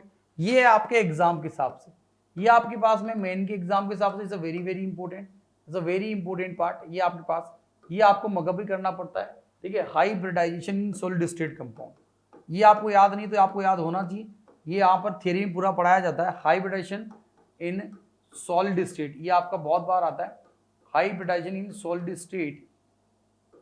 State compounds, ठीक है। यहाँ पर मैंने बोला hybridisation in solid state compound. Solid state compound की हाइब्रिडेशन बहुत इंपॉर्टेंट पार्ट है। जैसे यही ले लेते हैं, ये अपने पास आया बेटा Cl2O6 है। अब ये Cl2O6 बेसिकली क्या है, अगर आप ध्यान दीजिएगा, ये ClO3 होता है। जब ये डाइमराइज होता है बेटा, मैं थोड़ा सा एक्स्ट्रा और बताता हूँ आपको, जब ये डाइमराइज होता है तो क्या बनाएगा ये बेटा, ये Cl2O6 सॉलिड में चला जाता है। अब ये ClO3 तो अपनी जगह ठीक है, ClO3 ऑड इलेक्ट्रॉन स्पीसीज होती है, आपको पता होगा, it is odd electron species. ClO3 जो है यहाँ पर इसके पास में देख सकते हो, ये इस तरह से रहता है, ये ऑड इलेक्ट्रॉन है, इसकी हाइब्रिडाइजेशन sp3 होती है, और ये ऑड इलेक्ट्रॉन स्पीसीज है, this is called odd electron species, चलेगा। अब आगे बढ़ते हैं, Cl2O6 जो है सॉलिड फॉर्म में क्यों हो गया, ये ऑड इलेक्ट्रॉन था, इसका ऑक्टेट का तो कोई पंगा है नहीं। अगर आप ध्यान दीजिएगा, इसका ऑक्टेट का तो कोई प्रॉब्लम नहीं है। यहाँ पर हमारे पास अगर आप बात करते हो तो इसमें बेटा ऑक्टेट की कोई प्रॉब्लम नहीं है। ये हमारे पास, इसके पास कितने इलेक्ट्रॉन हो गए, ये देखो 1 2 3 4 5 6 7 8, तो खूब सारे हैं। पर ये क्या डाइमराइज क्यों हो रहा है, ड्राइविंग फोर्स क्या है, जब ये डाइमराइज होता है तो उसका ड्राइविंग फोर्स क्या है, यहाँ पर कोविलेंट अट्रैक्शन है। जब ये इस पे जाएगा, जब यहाँ पर हमारे पास इस पे जाएगा, सब लोग ध्यान दीजिएगा, तो ये बेटा क्या होता है, यहाँ पर हमारे पास में ये जो होगा ये ClO2+ एंड ये हमारे पास ब्रेक होता है ClO4- के अंदर। तो यहाँ पर एक केटायन और एनायन के पीछे चला गया। तो ड्राइविंग फोर्स मेनली इसमें जाने का लॉजिक यही है कि ये हमारे पास केटायन और एनायन में चला जाएगा।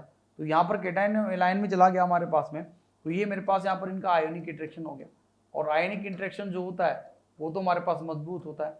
यहाँ पर अपने पास क्या हो गया बेटा, आयोनिक इंटरेक्शन हो जाएगा, तो ये इसका ड्राइविंग फोर्स है। तो ये डाइमराइज हो गया, हमारे पास क्या होता है, यहाँ पर चला जाता है और Cl2O6 हो गया। क्वेश्चन क्या है आपका, what is the hybridisation in anionic part of solid state. Anionic part आपका ClO4- हो गया, और ClO4- हो गया, आप लोग जानते हो ClO4- के अंदर, एंड वी नो दैट ये ClO4- होगा, ये sp3 हाइब्रिडाइज हो जाएगा। तो यहाँ पर इसका जो हाइब्रिडेशन आएगा वो आपका क्या होगा बेटा, sp3। So correct answer will be sp3। Okay, तो ये सब लोग ध्यान दीजिएगा। आप सॉलिड स्टेट कंपाउंड का हाइब्रिडाइजेशन, सॉलिड स्टेट कंपाउंड का हाइब्रिडाइजेशन जो है वो आप यहाँ पर ध्यान से देखें, वो आप यहाँ पर ध्यान से देखें बेटा, सब लोग बहुत अच्छी तरह से इसको आप कर लीजिएगा। ओके, ये बहुत सारे और ही मॉलिक्यूल्स हैं, उनकी आपको पता होना चाहिए, मैं लिख देता हूँ, आप लोग अपने नोट से पढ़ सकते हैं। हमारे पास नाइट्रोजन की जितने भी ऑक्साइड है, N2O3 आपके पास होगा, N2O5 आपके पास होगा, N2O4 आपके पास होगा, यहाँ पर I2Cl6 है, ये सब आपको याद होनी चाहिए। You should know all this. PCl5 solid है, XCF6 सॉलिड है, XCF6 सॉलिड है, ठीक है, I2 सॉलिड है, I2 सॉलिड है, ये ICl सॉलिड है, ये सब आपको याद होनी चाहिए। यही आपके हर साल एग्जाम में आप देख लीजिएगा, हमेशा हर एग्जाम में आपके पास इनके बारे में पूछा जाता है, इसलिए ये तो आना ही चाहिए। बॉन्डिंग का सवाल अगर आप सही करना चाहते हो तो उसके लिए आपको सॉलिड स्टेट कंपाउंड का हाइब्रिडाइजेशन पता होना चाहिए, उसके लिए कोई अपने आप नहीं निकाल सकते, आपको वो याद ही करना पड़ता है, क्योंकि वो जब सॉलिड स्टेट में देखते हैं तो यू नो दैट एक पर्टिकुलर लेटिस होती है, तो कैटायन और एनायन की फॉर्म वहाँ पर रहेगी, इसलिए कभी कैटायन तो कभी एनायन, कभी कैटायन तो कभी एनायन। वो बाकी हमारे थियरी में पूरा एक चीज़ पढ़ाते हैं, जब कोर्स चलता है तो हम डिस्कस करते हैं एक चीज़, तो उसके अंदर सारी चीज़ें आपके पास रहती हैं। So hope so you like, तो यहाँ पर आप अपने नोट्स के हिसाब से पढ़ लीजिएगा, कर लीजिए, अदरवाइज दिक्कत हो जाएगी। इस तरह क्वेश्चन आएगा, नुकसान आपको 100% हो जाना है, ठीक है। चलो अगला सवाल, अगला सवाल ये रहा आपके स्क्रीन पर, the number of 90 degree angle in SF6। SF6 के अंदर 90 डिग्री एंगल के बारे में कैसे बताएंगे, SF6 क्या हो गया, सल्फर के पास हमारे पास की हाइब्रिडेशन क्या होगी बेटा, इसकी हाइब्रिडेशन होगी sp3d2, बोलो अरे हुआ, sp3d2 इसकी हाइब्रिडेशन हो जाएगी, तो ये हमारे पास का स्ट्रक्चर बनाएंगे, तो स्ट्रक्चर जो होगा आपका वो आप यहाँ पर बोल सकते हो, ये इसका ऑक्टेटल स्ट्रक्चर हो जाएगा। यहाँ पर आप देख सकते हो the structure will be like that, इसका स्क्वायर बाइपिरामिडल बोल दो आप इसको, या ऑक्टेटल बोल सकते हैं। तो मेरे पास यहाँ पर ये इसका पार्ट ऐसे हो जाएगा, इसको आप ऑक्टेटल बोलो या स्क्वायर बाइपिरामिडल बोल सकते हैं। ये सारे एंगल मेरे पास यहाँ पर जो रहेंगे 90 डिग्री रहेंगे, और यहाँ पर ये आपके पास ए पॉइंट मान लेते हैं, बी है हमारे पास, सी और डी है, तो ये ABCD तो आपस में एक दूसरे 90 पर है। पर ध्यान दीजिएगा हमारे पास ये एक्स पॉइंट मान लूँ और इसको वाई मान लेता हूँ, तो जो एक्स वाला मेरे पास ऐसे है, ये एक्स वाला पार्ट जो बेटा ध्यान से सुना, ABCD के बाहर की तरफ रहेगा, सारे 90 पर रहेगा, और वाई वाला पार्ट भी 90 पर रहेगा। तो यहाँ पर बोला गया कि the number of 90 angle in SF6 कितने हो गया, यहाँ पर ये देखो, ये 4 तो ऊपर आएंगे, 4 नीचे आएंगे, कितने 8, और 4 ये वाले हो गए तो कितने हो गए 12, 12 आपके पास हो जाएगा। तो 12 will be your correct answer. ठीक है, ये ऐसे एंगल के ऊपर भी कई बार सवाल आए गए हैं। अब परफेक्ट 90 नहीं तो आप शेप्स ऑफ द मॉलिक्यूल के हिसाब से बता पाओगे, उसके बारे में आप बात पता कर पाओगे। चलिए अगले सवाल पे चलते हैं। अगला सवाल ये रहा आपकी स्क्रीन पर। नेक्स्ट क्वेश्चन के बारे में बात करते हैं। The number of choose the correct option for following statement. sp3 hybrid orbitals are at 90 degree to one another. sp3 hybrid orbitals are 90 degree to one another। बिल्कुल सरासर गलत है, ये तो बिल्कुल सरासर हमारे पास क्या है बेटा, गलत है। क्यों? क्योंकि sp3 में जब आप बात करते हो तो ये मेरे पास क्या होता है, एक हाइब्रिड ऑर्बिटल ये आपके पास आएगा, एक हाइब्रिड ऑर्बिटल ये आ जाएगा, एक ऐसा जाएगा और एक ऐसा जाएगा। All are sp3 hybrid orbitals, ये भी sp3 है, यहाँ पर भी ये भी sp3 है, ये भी मेरा sp3 है और ये भी sp3 है। ये तो 109 डिग्री 28 मिनट पर होते हैं, आप लोग जानते हो। ये सब क्या होते हैं बेटा, इस पर होते हैं हमारे पास में। ठीक है, नहीं है? आगे बात समझ में चलेगा? ओके, अगले पॉइंट पर चलते हैं। हमारे पास में अगला पॉइंट क्या है आपके पास में, जरा उसको देख लेते हैं। sp3d2 adjacent hybrid orbitals are at 90 to 1। अभी पढ़ाया था मैंने SF6 वाला पार्ट आपको, अभी थोड़ी देर पहले मैंने डिस्कस किया था, याद है आपको? ये भी हमने यहाँ पर किया था। तो ये पहला वाला पार्ट तो आपका फॉल्स था, ये वाला पार्ट क्या हो जाएगा, ट्रू हो जाएगा। sp2 hybrid orbitals are eight 122, ये भी बिल्कुल सही बात है। sp2 हाइब्रिड ऑर्बिटल्स अगर होंगे तो आप लोग जानते हो sp में क्या होता है, एक ये होता है, एक होता है ट्राइंगुलर प्लेनर होता है। ऑल आर एट 120, तो ये सारे sp2 हो गए।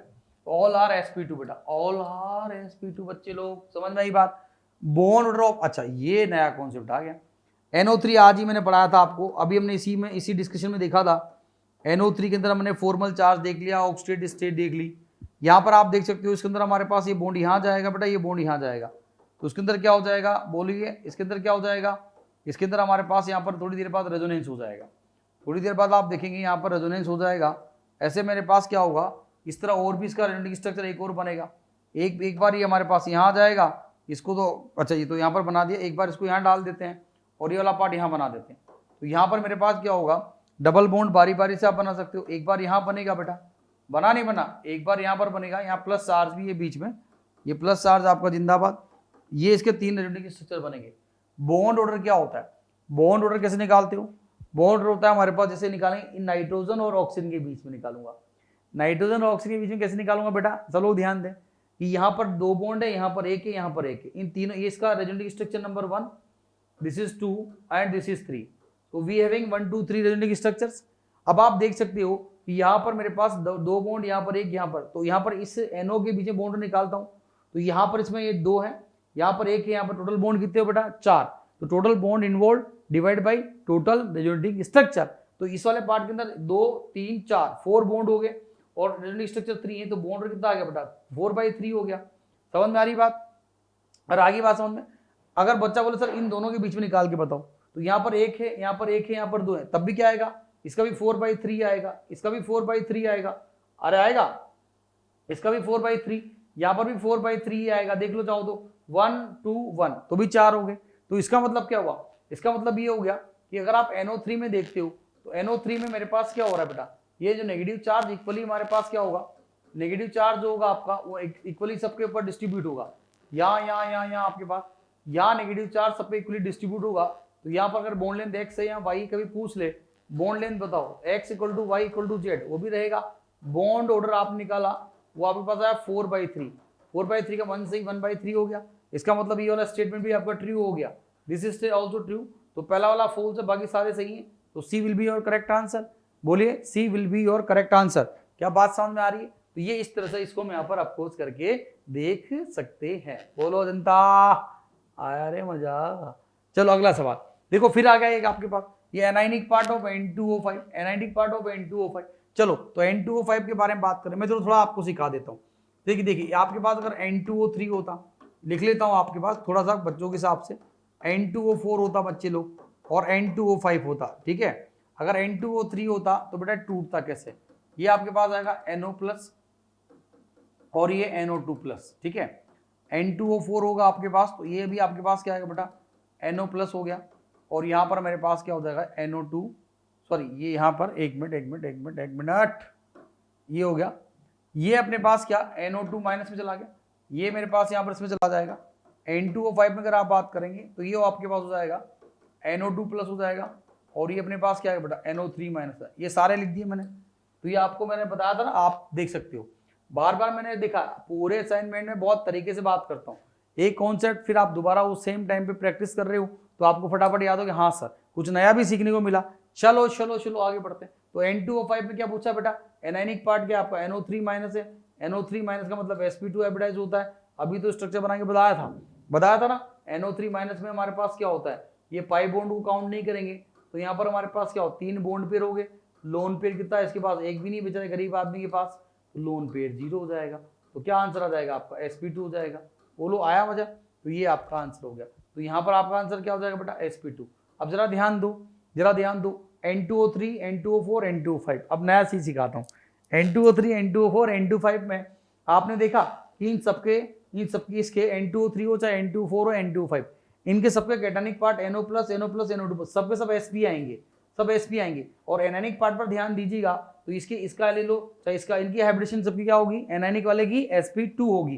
तो ये यहाँ पर वैसे आप देख सकते हो, एनायनिक वाले सारे sp2 होते हैं, नाइट्रोजन में N2O3, N2O4, N2O5, एनायनिक वाले सारे sp2 हो जाएंगे, और कैटायन वाले पार्ट सारे इसके sp हो जाएंगे। तो वैसे भी आप डायरेक्ट बोल सकते हो ना, निकाल के लिखने की जरूरत क्या है। तो ये हमारी अपनी एनालिटिकल पावर होती है कि हम पढ़ते समय पढ़ लेते हैं, सीख लेते हैं, फिर उसको जब एग्जाम में यूज करते हैं तो हम 2-2 सेकंड ही बचाते हैं, बहुत होता है। एक बच्चा N2O3, N2O5 लिखेगा, फिर कैटायन, और एक बच्चे ने पहले सब कुछ कर लिया, डायरेक्ट बोलता अच्छा N2O3, N2O4, N2O5 पे क्या, ओ कैटायन सारे sp होते हैं, एनायन सारे sp होते हैं, खत्म, फैट धड़ाधड़ खत्म हो गया क्वेश्चन, भाई सब मजा ही आ गया। तो ये सब चीजें लिखी थोड़ी ना होती किताब में, it is not written in books, ये तो हम अपने हिसाब से देखते हैं। ये हमारी खोपड़ी है ना, हमारी खोपड़ी, इसमें दिमाग लगाते हैं, इसको यूज करते हैं बेटा।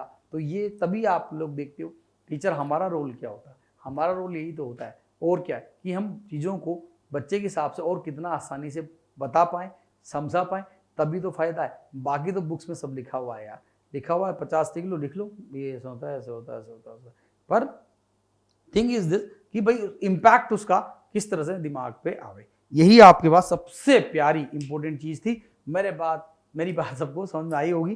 तो बेटा आप देख सकते हो कितना एंथू के साथ हम यहाँ पर डिस्कशन जारी रखते हैं अपना, और सारी मेहनत हम यहाँ पर लगाते हैं। अगला बोलता है the pair of compound saving similar geometry, ऐसे तो क्वेश्चन आप देख सकते हो। मेरे पास आप जानते हो BF3 क्या हो गया हमारे पास, sp2 हो जाएगा, ये sp3 हो जाएगा, तो ये पिरामिडल हो जाएगा हमारे पास। यहाँ आप सिमिलर ज्योमेट्री के बारे में बात करता है।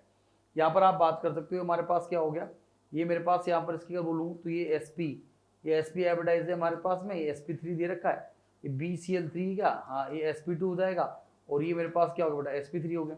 BF3 मेरे पास क्या हो जाएगा बेटा sp2 हो जाएगा, और CH3+ कैटायन है, कार्बन के पास एक भी चला गया, तो ये वाला पार्ट भी sp2 हो गया। तो द पेयर जो दे रखा हमारे पास में सिमिलर ज्योमेट्री के हिसाब से बात की जाएगी, तो फटाफट से बताओ क्या होगा हमारे पास। यहाँ पर क्या है, अब यहाँ पर बहुत गड़बड़ी है यार, अब ये जो ज्योमेट्री वर्ड में बहुत पंगे हैं हमारे पास, इसमें दुनिया बहुत जहान में काम करती है। कई लोग क्या करते हैं हमारे पास, जैसे यहाँ पर बताएंगे, देखना ध्यान से, बड़ा अच्छा पार्ट बता दिए। कई लोग BF3 है, BF3 हमारे पास जो होगा ट्रायंगुलर प्लेनर हो गया, NF3 हमारे पास पिरामिडल हो जाएगा। बोलो NF3 क्या हो गया बेटा, पिरामिडल हो गया। NF3 का पार्ट जो अपने पास रहेगा वो तो पिरामिडल का पार्ट आ जाएगा, NF3 का पार्ट जो तो आपका पिरामिडल में आ जाएगा। अरे आया नहीं आया, तो यहाँ पर ये इसको मैं बोलूंगा तो ये तो आपका पिरामिडल के हिसाब से आ गया, और ये ट्रायंगुलर प्लेनर तो डिफरेंट हो गया। ये sp ये तो लीनियर हो जाएगा, ये हमारे पास क्या बेंड शेप का हो जाएगा, वाटर वाला पार्ट अपने पास बेंट शेप का हो जाएगा, ये बेंट है हमारे पास, ये तो लीनियर होता है। ये हमारे पास क्या हो गया, sp3 है तो ये जो है पिरामिडल हो जाएगा, दिस इज कॉल्ड पिरामिडल। और ये वाला पार्ट क्या हो गया हमारे पास, ट्रायंगुलर प्लेनर हो जाएगा। तो ये वाला पार्ट ही सही है, ये भी sp2 ये भी s2, दोनों ट्रायंगुलर प्लेनर हो गए, तो यही आपका आंसर आ जाएगा। This is your correct answer. ठीक है, तो ये ऐसे क्वेश्चन तो बहुत फ्रिक्वेंटली पूछ लिए जाते हैं। अब जैसे ये वाला पार्ट आ गया, ये भी बहुत कॉमन क्वेश्चन है। Which of the following shape does not describe to any of the above species. यहाँ पर एनी ऑफ द कौन सी शेप इनमें से एक के में भी नहीं है। देखो TF5 XC, देखो XCF2 सब लोग जानते हैं। XCF2 क्या होता है, लीनियर होता है। अगर आप XCF2 के बारे में बात कर सकते हो तो यहाँ पर आप जानते हो हमारे पास XC जो होता है वो मेरे पास क्या होता है बेटा, XC वाले पार्ट के बारे में बात करूंगा तो ये XCF2 हो गया। यहाँ पर आप बात कर सकते हो, इसके बाद एक लोन पेयर होता है, इसके पास यहाँ पर एक लोन पेयर होता है और एक लोन पेयर यहाँ पे होता है, तो ये तो लीनियर शेप का होता है। I3+ है, I3+ बेंड शेप का होगा, ये I3+ है हमारे पास में, इसके पास ये लोन पेयर आ जाएगा, ये प्लस में है माइनस नहीं है, तो ये बेंड शेप का हो जाएगा। PCl3 आपके पास क्या हो जाएगा बेटा, PCl3 will be the pyramidal, क्योंकि वो sp3 हाइब्रिडाइज्ड है। XCF4 क्या हो गया बेटा, XCF4 जो हो गया वो प्लेनर हो जाएगा, ये F हो जाएगा, ये F हो जाएगा, ये F हो जाएगा, F हो जाएगा, और इसके पास एक लोन पेयर ऊपर हो जाएगा, तो ये हमारे पास क्या हो जाएगा, प्लेनर हो जाएगा। ठीक है, अब यहाँ पर लीनियर शेप है क्या, बिल्कुल है साहब। स्क्वायर प्लेनर है क्या, ये रहा आपका स्क्वायर प्लेनर, ये भी है। बोला साहब स्क्वायर पिरामिडल है क्या, ट्राइगोनल प्लेनर, ट्राइगोनल प्लेनर दिख रहा है क्या हमारे पास यहाँ पर। अच्छा टी उससे डेपो, ये TF5 तो सर बताया नहीं आपने। अब ये TF5 के बारे में बात करें, अब उससे डेपो, देखो ये कौन, उससे डेपो, तो ये ऑक्सीजन फैमिली का मेंबर है। इसके बाद 6 वैलेंस इलेक्ट्रॉन हुए, 6 + 1 7 हो गए, 7 इलेक्ट्रॉन है तो 5 बॉन्ड पेयर बनाएगा ये, और इसके पास एक लोन पेयर आएगा नहीं आएगा, टोटल 6 हो जाएंगे, तो ये क्या होगा, स्क्वायर पिरामिडल हो जाएगा।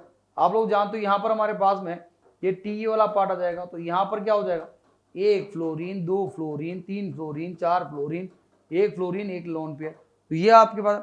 तो ट्राइगोनल प्लेनर तो एक भी नहीं बना बेचारा, ट्राइगोनल प्लेनर तो एक भी नहीं बना अपने पास, बना क्या यहाँ पर, चलो बताओ। ट्राइगोनल प्लेनर के बारे में बात करूंगा तो वो तो अपने पास एक भी नहीं बना इसके अंदर, तो यहाँ से आपने इसको देखा फटाफट से आप आंसर देख सकते हो। तो ट्राइगोनल प्लेनर इसमें से नहीं बनेगी, बाकी सारी शेप्स आपकी बन जाएगी। ये इसका पार्ट आ गया। अगला पार्ट, ये which of the following species does not exist. तो भाई साहब ये बहुत कॉमन क्वेश्चन, XCFC से हमने पढ़ चुके, हमें पता होता है ये क्या होता है, ये डिस्टोर्टेड ऑक्टाहेड्रल होता है, याद है ना हमारे पास, ये होता है डिस्टोर्टेड ऑक्टाहेड्रल, ये तो हम कई बार पढ़ चुके हैं। XCF6 तो हमारे पास डिस्टोर्टेड ऑक्टाहेड्रल होता है, sp3d3 हाइब्रिडेशन इसकी होती है, आप लोग जानते हैं। XCF5- भी बहुत इंपॉर्टेंट मॉलिक्यूल है, ये मेन्स के लिए हमारे पास, ये मेन के हिसाब से बहुत इंपॉर्टेंट मॉलिक्यूल है। ये अकेला ऐसा प्राणी है दुनिया में पाया जाने वाला जो हमारे पास में, ध्यान दीजिएगा, जो ऐसा होता है हमारे पास XCF5, ये इसका स्ट्रक्चर है, सब लोग ध्यान दीजिए, very very very very important molecule. इसके बाद 2 लोन पेयर होते हैं, ये अकेला ऐसा मॉलिक्यूल है जो पेंटागोनल जो है, यहाँ पर आप ध्यान दीजिएगा, विच इज पेंटागोनल प्लेनर। ये मेरे पास क्या होता है बेटा, ये पेंटागोनल प्लेनर होता है, ये अकेला सा मॉलिक्यूल है तो पेंटागोनल प्लेनर होता है, जिसके पास में 5 बॉन्ड पेयर और 2 लोन पेयर है। ये अभी तक स्पीसीज है, ये नया मॉलिक्यूल, इंपॉर्टेंट मॉलिक्यूल है, पिछले 2-3-4 सालों से लगातार बार लगातार आ रहा है। तो ये बार बार आ रहा है तो आ रहा है भाई साहब, क्या कर सकते हैं हमारे पास, ठीक है। तो ये भी इसका पार्ट हो गया, तो ये आपका क्या हो गया, अच्छा ये तो एग्जिस्ट करेगा, ये भी एग्जिस्ट करेगा, ये XC4 भी पढ़ा है, तो क्या बचा XCF3। कभी आज तक दिखा क्या आपने 3 बॉन्ड पेयर और 3 लोन पेयर, ये 6 के केस में कभी आज तक दिखा क्या आपने, ये आज तक नहीं दिखा होगा। आपने 6 bond pair plus 0 lone pair देखा बेटा, आपने 5 bond pair plus 1 lone pair देखा बेटा, 4 bond pair plus 2 lone pair देखा क्या आपने, 2 लोन पेयर, हाँ ये तीनों देखे हैं सर हमने, पर ये आज तक देखा क्या, ये तो होता ही नहीं है हमारे पास। क्यों नहीं करता, अब होता ही नहीं तो कहाँ से लाएंगे, घर से थोड़ी बना के ले जाओगे। और जिस दिन बना दोगे नोबेल प्राइज के हकदार हो, जिस दिन अगर आप इस मॉलिक्यूल को 3+3 कोई मॉलिक्यूल ढूंढ के उसकी एग्जिस्टेंस आप सब बता दोगे, बॉन्ड लेंथ बॉन्ड एंगल अगर सब बता दो, तो 100% जो है मजा ही आ जाएगा। आ गई बात समझ में, तो नोबेल प्राइज का हकदार तो आप ही हो जाओगे भाई साहब, आपको ही मिलेगा नोबेल प्राइज, हमें तो मिलना नहीं है, ठीक है, ओके। चलिए अगले सवाल पे चलते हैं। Find the species molecule having maximum number of lone pair. ऐसा सवाल आपके पास में एग्जाम में बहुत बार आता है, maximum number of lone pair, पर ध्यान से सुन लेना, maximum number of lone pair पूछ रहा है, maximum number of lone pair on central atom, ये भी ध्यान दीजिएगा, सेंट्रल एटम के ऊपर पूछ रहा है हमारे पास में, सेंट्रल एटम के ऊपर क्वेश्चन को ध्यान से पढ़िएगा, क्वेश्चन को ध्यान से पढ़िएगा, अपने आप आपको समझ में आ जाएगा। तो आप बना के देखिए, ClOF4 सेंट्रल एटम क्लोरीन होगा, 5 तो इसके पास बॉन्ड पेयर आएंगे क्योंकि 4 फ्लोरीन 1 ऑक्सीजन का, और उसके पास 7 और 8 में से 6 इलेक्ट्रॉन यूज हो गए, तो 5 + 1 एक लोन पेयर इसके पास रहेगा। यहाँ पर सेंट्रल एटम क्लोरीन है, उसके पास 7 इलेक्ट्रॉन, प्लस का मतलब 1 चला गया, तो 6 बचे, 6 बचे तो बेटा 3 तो बॉन्ड पेयर वो बनाएगा। यहाँ पर देखो 6 में से 3 बॉन्ड पेयर बनाएगा, पर ऑक्सीजन के साथ वो 4 यूज कर लेगा, तो 3 बॉन्ड पेयर और 1 लोन पेयर आ जाएगा। तो ये इसका पार्ट हो गया। BH4 में तो 0 लोन पेयर, क्योंकि 4 बॉन्ड पेयर और इसके पास आएगा 0 लोन पेयर। और यहाँ पर बात करूंगा तो जिनोन के पास में आप देख सकते हो 8 में से इसके पास क्या होगा, 3 तो बॉन्ड पेयर हो गए और 2 लोन पेयर उसके पास आ जाएंगे। बोलो ठीक है। XeOF2 आप बना सकते हो, ये तो बहुत अपने पास कई बार आया हुआ है। इसके पास 2 लोन पेयर होंगे, इसका T शेप होगा, तो 2 लोन पेयर हो गया, तो आपका आंसर क्या आ जाएगा, ये आ जाएगा। मैक्सिमम तो उसके पास ही आएंगे, तो 2 लोन पेयर। ऐसे क्वेश्चन बहुत बार आपसे पूछे जाते हैं, तो आप कर सकते हैं। What is the hybridisation of carbon atom bonded by the triple bond in benzene. Benzene आप लोग ऑर्गेनिक में पढ़ते हैं हम लोग, आप लोगों को पता होगा, बेंजाइन में हमारे पास ये वाला होता है, यहाँ पर कार्बन वाला पार्ट है, कार्बन वाला पार्ट है। तो बेंजाइन के अंदर जब भी बात की जाती है, ये आपने पहले पढ़ लिया होगा, उसमें कोई टेंशन नहीं है हमारे पास में। तो बेंजाइन जो होता है हमारे पास, उसके अंदर जो कार्बन होता है, ये कार्बन को हमारे पास क्या होता है, sp2 ही होता है। ये क्या होता है आपका sp, बॉन्ड तो 3 होते हैं यहाँ पर होता क्या है, वो sp2 ही होता है। तो यहाँ पर बोल सकते हैं carbon bonded by the triple bond in benzene, तो हाइब्रिडेशन तो बेटा उसकी sp2 ही मानते हैं। हाइब्रिडेशन तो हमारे पास क्या होती है बेटा, sp2, क्योंकि ये वाले इलेक्ट्रॉन डीलोकलाइज होते हैं और ये वाले जो इलेक्ट्रॉन्स होते हैं हमारे पास में, ये लोकलाइज्ड होते हैं। ये हमारे पास के पास यहाँ पर लोकलाइज्ड इलेक्ट्रॉन्स इसके पास रहेंगे, दैट्स इट। तो ये आपका पार्ट यहाँ पर रहा। तो यहाँ पर मैंने आपको कई सारे क्वेश्चन यहाँ पर आपके साथ डिस्कस किए, आपने देखे करे, तो बेटा इसको आप करें सब लोग, इससे होप्स हो आपको बहुत सारी चीज़ें आपको उसमें समझ में आई होंगी।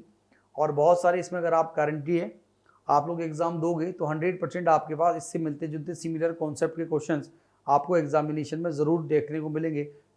एक बार फिर बोल देता हूँ, आपके पास लोन पेयर सेंट्रल एटम पे निकालो या टोटल लोन पेयर निकालो, सोल्ड स्टेट कंपाउंड की हाइब्रिडेशन निकालो, MOD के ऊपर बेस्ड क्वेश्चन जो ओवरलैपिंग के ऊपर बेस्ड क्वेश्चन होते हैं, LCO डायग्राम या नॉर्मल ओवरलैपिंग के ऊपर क्वेश्चन है, उसके रिगार्डिंग कॉन्सेप्ट आपको पता होना चाहिए।